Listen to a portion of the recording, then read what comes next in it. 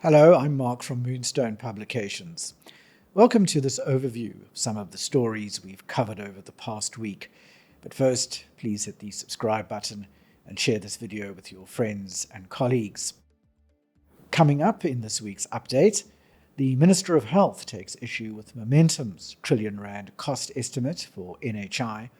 The Council for Medical Schemes issues guidelines for contribution increases. Research published by the Reserve Bank looks at the potential macroeconomic impact of the two-pot retirement system. The tribunal's ruling in a case involving Tongaat Hewlett's former CFO has implications for company directors, and 3 financial institutions are sanctioned for FICA non-compliance. Momentum Health Solutions estimate that NHI will cost more than R1.3 trillion a year was mathematical hooliganism designed to scare South Africans into rejecting the new system, says Health Minister Dr. R1.3tn. He said Momentum's estimate assumed NHI would follow the same levels of what he called unnecessarily expensive treatment prevalent in the private sector. Addressing the media following the ANC's policy Lekotla, Motsoaledi also said he will engage in dialogue with stakeholders who are in favour of universal health coverage but who have objections to aspects of the NHI Act. Medical schemes have been urged to cap their contribution increases for next year at 4.4% plus reasonable utilisation estimates. The Council for Medical Schemes says it will approve increases higher than its CPI-linked recommendation only if schemes can provide a clear financial and actuarial justification. It remains to be seen whether schemes will adhere to the regulator's guideline. Last year, the CMS asked schemes to limit their contribution increases for 2024 to 5% plus reasonable utilisation estimates. This meant the average contribution increase should have come in at just over 8%. But most open medical schemes raised their contributions by more than this.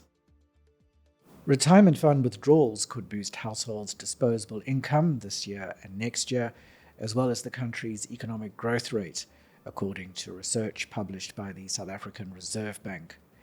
The research looks at the macroeconomic impact of the two-pot retirement system using 2 withdrawal scenarios.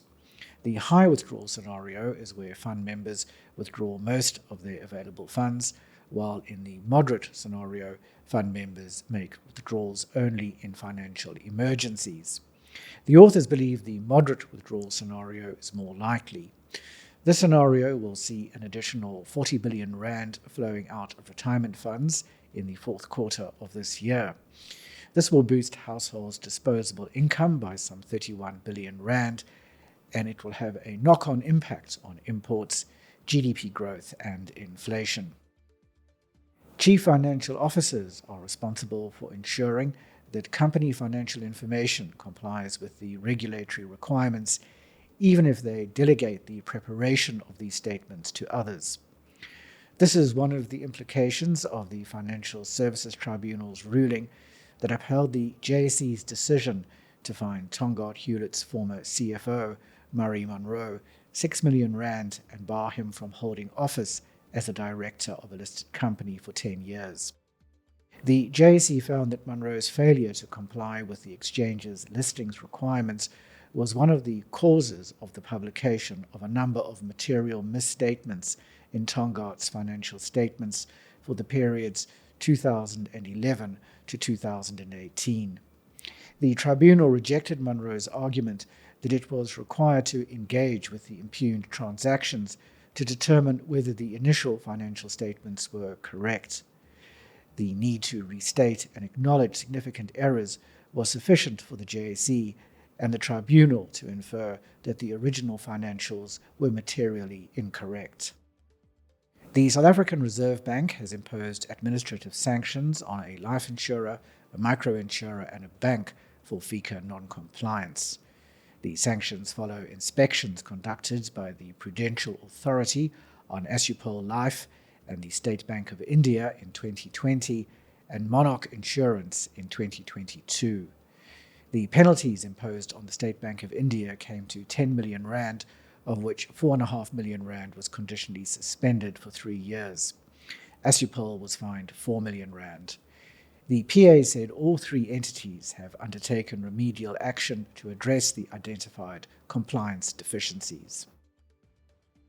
That's all we have for this week. You can read these stories and many more on our website, moonstone.co.za.